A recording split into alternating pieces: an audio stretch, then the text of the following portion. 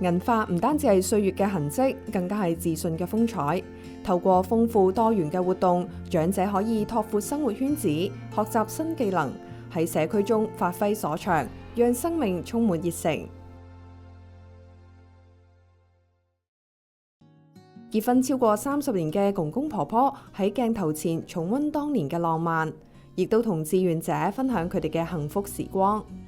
揸住得㗎啦，女仔，係啦，好，跟住水平嘅一條直線兩個向呢邊，係啦。其實佢哋一試上身就好開心，同埋會 keep 住好興奮嘅狀態，即係幾時可以拍攝啊？跟住之後有啲咩婚紗啊，佢哋會唔會唔啱我着啊？跟住其實好多好得意嘅問題，佢哋都有問到咯。覺得呢啲好緊張，覺得好緊張啊！真係好緊張，好平時影相好似今日影相都唔同啊！咁其實咧，愛長久呢個項目咧，就係我哋團結啦，組織一班咧有專業技能嘅年青人啦，咁啊佢哋會充當志願者啦，去服務翻我哋嘅服務對象嘅。咁佢哋咧基本上咧就係當年咧係冇拍到婚紗相嘅，結婚嘅時候冇拍過婚紗相嘅一班公公婆婆嚟嘅。咁希望咧透過呢個活動咧，我哋可以彌補翻我哋呢班公公婆婆當年一個遺憾，由我哋嘅青年人啦去回饋翻我哋嘅長者啦。咁另外亦都係透過咧呢個活動咧，去發掘我哋長者嘅一啲故事，話翻俾我哋年青人聽，我哋中華優秀嘅婚戀文化係到底係啲乜嘢？影婚紗係一件好浪漫咯，即係一個好似自己當年結婚嗰陣時嗰個心情，嗰個心情係好喜悅嘅。年青人叫做愛情係對於即係自己中意嘅就會好中意咯。但係咧到而家呢個年紀咧，唔係愛情係親情。大家相處咗咁多年，即係大家都體恤到大家咯，同埋噓寒問暖啊，互相包容啊，互相體諒啊，咁係可以維持到呢個婚姻會長久。由一個愛情變成親情，我覺得係一個好開心嘅事咯，即係佢唔會厭倦呢個感情咯。我覺得最 touch 我就係呢樣嘢咯，由愛情變親情，但係個關係一樣係維持得咁甜蜜嘅。其實咧，長者之間嘅浪漫咧，係比我哋年輕人更加去浪漫，因為佢哋會好珍惜而家嘅時間，同埋好珍惜另一半仲喺身邊嘅情況下，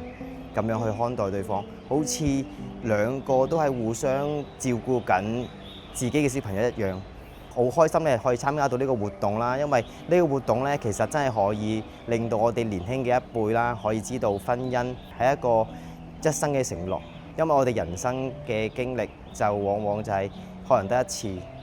所以咧要更加珍惜對方。我愛你。交加功課。感恩你。佢咪成日話第二世都要娶我咯。通常都係婆婆比較雀躍啲，因為扮靚啊嘛。咁去到真係影嗰日啦，同埋去到展覽嗰日啦，其實我哋嘅公公婆婆一樣咁開心，亦都每一年幫我哋曾經參與過呢個愛長久長者婚攝活動嘅公公婆婆咧，組織咗一個叫做長久同學會嘅一個聚會。每年佢哋都會相聚一次，做一個叫做婚戀啊，大家嘅一個叫做故事嘅傳承啊，同分享。呢個活動入邊咧，我哋接觸咗唔少長者啦。其實佢哋一啲叫生活保障啦，喺澳門嚟講咧，佢哋係基本冇問題嘅。咁但係咧，佢哋最重要嘅咧係佢哋要走出屋企啦，就走進呢個社區啦。咁係多參與一啲叫社交活動啊，甚至乎係學多啲叫做佢哋嘅興趣啊、愛好啊咁。然之後利用佢哋一啲專業技能咧，亦都可以係服務翻社會嘅。咁以呢個為例子啦，咁我哋希望我哋嘅長者退休嘅生活入邊可以係更加豐富啦。咁亦都係希望佢哋可以老有所樂啦、老有所依啦、老有所為。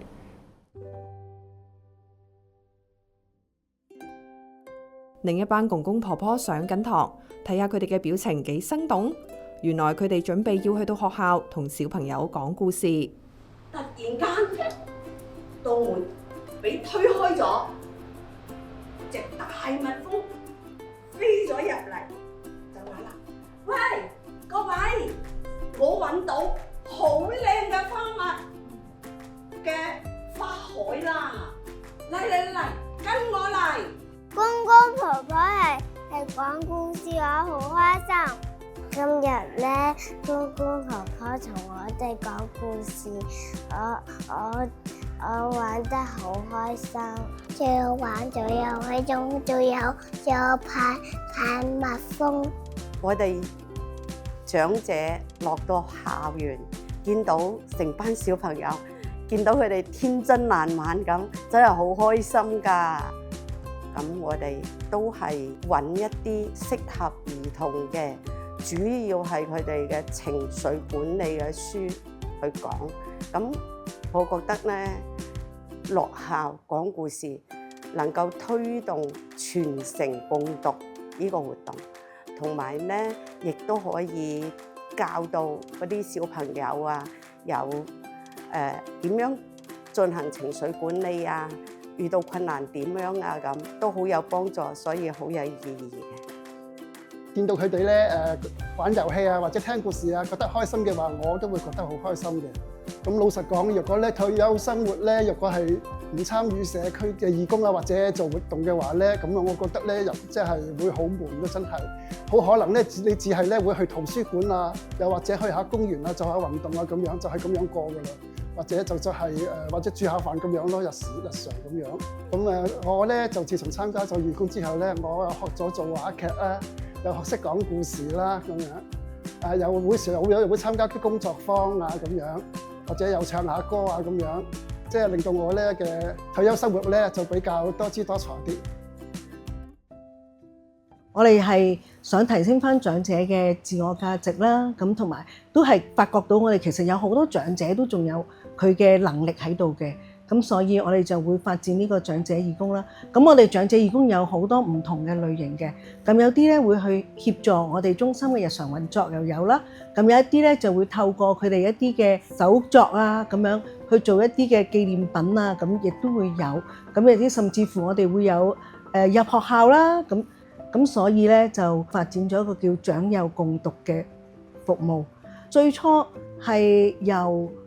一啲導師啊帶領啦，跟住發展到而家導師帶領完佢之後，由我哋而家嗰班長者自己去選擇返要講咩故事，係啦，邊啲故事佢哋會覺得吸引小朋友，即係我哋都慢慢由佢係一個學點樣去講故事之餘，即係慢慢演化到佢都係一個參與去決策呢件事嘅角色咁樣，慢慢咁樣一步一步咁樣去進步咯，睇佢哋，所以帶俾佢哋好多嘅滿足感。最初佢哋有一啲可能長者會覺得自己應付唔嚟嘅長幼共讀，因為佢要扮繪本入邊嘅角色，咁可能嗰個角色會係一個小朋友，可能佢哋會怕醜，會擔心自己，哎呀我講唔到㗎咁樣。嗰啲表情啊、聲線啊，又唔知點樣去做咁樣。到而家，哇！佢仲講得叻過我講故事，係啊。咁所以即係我覺得俾佢哋去學習，俾佢哋去試下，即係長者都可以突破佢哋自己咯。即係可能要去捏起把聲喺度講扮小朋友嘅時候，佢哋會覺得哎呀唔得啊，好怕醜啊，咁好肉酸啊咁。但係到佢真係講多幾次講順咗嘅時候，就又好有自信咁樣。你見到一個60幾歲嘅婆婆係扮一個幾歲嘅小朋友咁，係啊，都變得冇問題咯。咁其實而家係長者咧喺澳門咧，咁其實生活都比較多元化嘅，因為有唔同嘅長者中心啦，又有啲長者書院啦，可以俾長者去參加活動去學習。咁但係雖然係咁，但係喺個社區度都仲有一小撮咧長者咧都比較被動，咁所以咧。